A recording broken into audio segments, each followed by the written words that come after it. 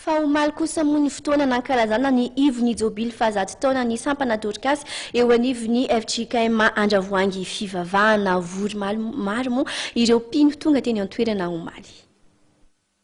Vory maro ireo mpino omaly nanatrika ny fanompoam-pivavahana lehibe fisaorana n'Andriamanitra noho ny fankalazana ny ivon'ny jaobily fahazato taonan'ny sampana Dorkasy ao anivon'ny Fjkm Andravoahangy Fivavahana. Sampana Dorkasy zao dia mankalaza ny fahazato taona ny joroany.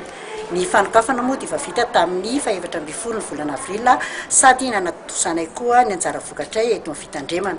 Ny anio indray kosa dia ivon'ny fankalazana izay anasanay ny ireo mpiara-miasa aminay ato amin'ny sampana Dorkasy, zany hoe misy ireo sampana any ivelana sy any fiangonana samihafa.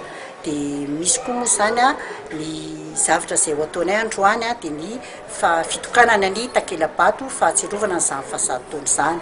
Manodidina an'izato ankehitriny isan'ireo mpikambana ao anivon'ny sampana Dorkasy ao amin'ny Fjkm Andravoahangy Fivavahana.